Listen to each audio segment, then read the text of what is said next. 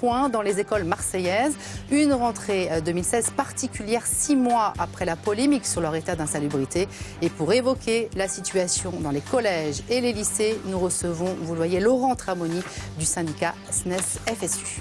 Bonjour Laurent Tramoni, vous êtes secrétaire général du SNES-FSU. Merci d'être avec nous.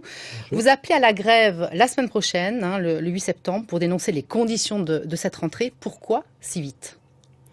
Vite parce que la rentrée est un moment où, d'une part, il faut expliquer aux parents ce qui se joue, et d'autre part, parce que nous avons besoin de réfléchir à comment travailler sereinement dans une rentrée qui est grave, on voit le contexte, et une rentrée qui est aussi un peu folle.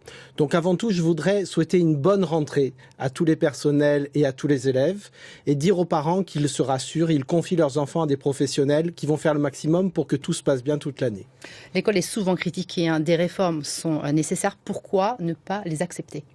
Oh, vous savez, quand on regarde l'actualité, vous le faites sans doute, c'est la réforme permanente dans l'éducation. Des réformes, il y en a tout le temps. Chaque ministre veut la réforme à son nom. Et hélas, l'école, elle a besoin de temps. On travaille avec des élèves, du vivant. Et le temps de la pédagogie, ça n'est pas le temps de la politique. Aujourd'hui, on a une réforme du collège qui chamboule tout. Et hélas, notre ministre, qui est emporté par sa communication et son marketing, fait comme si elle avait inventé le fil à couper le beurre. Les parents qui nous écoutent savent bien que les profs n'ont pas attendu Najat Vallaud-Belkacem pour individualiser le suivi des élèves, pour mettre en cohérence les programmes disciplinaires.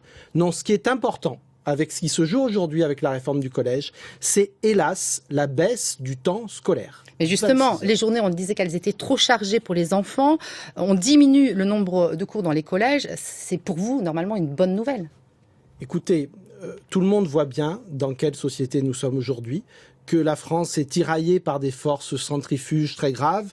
Ici, le communautarisme, là, le racisme et la xénophobie. Ailleurs, l'actualité d'aujourd'hui nous montre bien les trafics et les réseaux parallèles.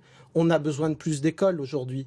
Parce que c'est l'école qui est le creuset de notre société. Tous ces jeunes qui vont à l'école aujourd'hui, il faut qu'ils fassent société ensemble, il faut qu'ils aient une culture commune, il faut qu'on travaille la cohésion sociale. Réduire le temps scolaire aujourd'hui, comme le fait Madame Najat Vallaud-Belkacem, la réforme du collège, c'est pas plus de 26 heures par semaine. Pour des élèves de 4e ou de 3e, ça revient à supprimer l'équivalent de 15 jours d'école. Ces jeunes, qu'est-ce qu'ils vont faire quand ils ne seront plus au collège? Alors vous réclamez des moyens supplémentaires. Il y a des enseignants qui ont été nommés dans l'académie, 77 dans les collèges, 40 dans les lycées. Il y a 25 assistants d'éducation supplémentaires pour cette rentrée. Ça, c'est du concret aussi. Oui, c'est du concret, mais il faut voir que nous accueillons plus d'élèves. Il y a une augmentation démographique dans les lycées qui, hélas, n'est pas financée et la situation se dégrade dans les lycées.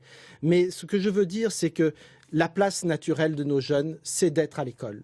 C'est pas d'être devant les écrans, sur les réseaux sociaux, à lire telle ou telle théorie du complot. Ça n'est pas à la rue ou entre les mains des différents réseaux qui peuvent agir ici ou là dans nos quartiers, hélas. On voit l'actualité de ce jour. Donc réduire le temps scolaire dans le contexte qui est celui de notre société aujourd'hui, c'est une véritable faute politique. L'interdisciplinarité, l'accompagnement personnalisé, ce sont des choses dont on peut discuter. Mais dans 2 ans, ce qu'il restera de cette réforme, c'est qu'on a baissé le temps que les élèves passent à l'école.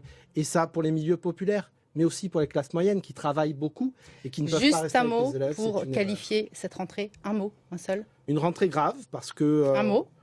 Une rentrée grave et un peu folle aussi du point de vue de la politique parce que c'est la dernière rentrée du quinquennat. Voilà, fin de ce chapitre sur la rentrée scolaire. Merci Laurent Tramoni.